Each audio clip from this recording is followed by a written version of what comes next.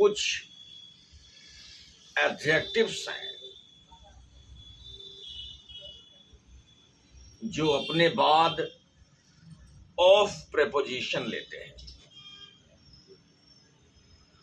बहुत ध्यान से सुनिएगा। कुछ एडजेक्टिव्स हैं जो अपने बाद ऑफ प्रेपोजिशन लेते हैं। ऑफ प्रेपोजिशन के बाद एक कर्म लेते हैं और कर्म के बाद इन्फिनिटिव लेते हैं।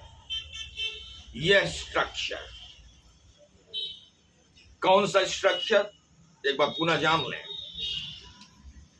कुछ ऐसे एडजेक्टिव्स जो भी मैं बताऊंगा, ये एडजेक्टिव्स अपने बाद ऑफ लेते हैं, उसके बाद कर्म लेते हैं, फिर इन्फिनिटिव लेते हैं। इनके पूर्व कर्ता के तौर पर इट का प्रयोग किया जाएगा और उस कर्ता इट के बाद टू बी वर्ब्स का प्रयोग किया जाता है। अब टू बी वर्ब्स किसे कहते हैं? उन 5 क्रियाओं को जिन्हें हम इज, एम, आर, वॉज, वर के नाम से जानते हैं। ये 5 क्रियाएं इट के बाद आएंगी। उसके बाद आपका एडजेक्टिव आएगा, फिर ऑफ, फिर उसका कर्म और कर्म के बाद इन्फिनिटिव। ये स्ट्रक्चर। अब समझना यह है कि वो कौन कौन से एडजेक्टिव्स हैं, वो सुने। Brave, careless, cowardly, cruel, generous, good, nice, kind, mean का मतलब निम्न कोटि का, rude, selfish, wicked, wrong, fair, just means उचित, right, ये सब एडजेक्टिव्स हैं। और कुछ हैं, clever, foolish, idiotic, intelligent, unreasonable, sensible, silly, stupid, absurd, ludicrous, ridiculous। ये सब एडजेक्टिव्स हैं जो अपने बाद ऑफ प्रेपोजिशन लेंगे, फिर कर्म लेंगे, फिर इन्फिनिटिव लेंगे, गेट, और अपने पूर्व क्या लेंगे? इट कर्ता लेंगे और क्रिया के तौर पर to be verbs. Don't worry, I will provide you with so many examples of them, so don't worry about that.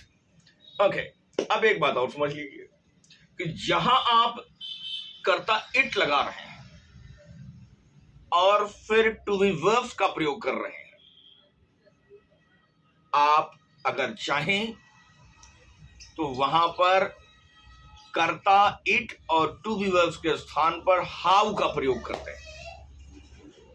How, HOW। How के बाद आपका एडजेक्टिव, एडजेक्टिव के बाद ऑफ प्रेपोजिशन, प्रेपोजिशन के बाद कर्म, कर्म के बाद इन्फिनिटिव। जैसे एक एग्जांपल मैं आपको दे सकता हूं, 2 दे दूंगा। पहला example, it was kind of him to help me. It was kind of him to help me. It was kind of him to help me. अब इसी को हम हाउस बना दे रहे हैं। How kind of him to help me. आश्चर्य का चिन्ह। जब आप हाउ से वो वाक्य बनाएंगे तो वो एक्सक्लेमेटरी सेंटेंस बनेगा, तो आपको आश्चर्य का चिन्ह, एक्सक्लेमेशन मार्क लगाना पड़ेगा। एक खड़ी सी लाइन, उसके नीचे एक बिंदी, आश्चर्य का चिन्ह। ओके, दूसरा भी एग्जांपल ले लीजिए। It is foolish of you, it is foolish of you to call my bad name. मुझे गाली देना आपकी मूर्खता है। It is foolish of you to call my bad name. Call somebody's bad name एक मुहावरा है जिसका मतलब होता है गाली देना।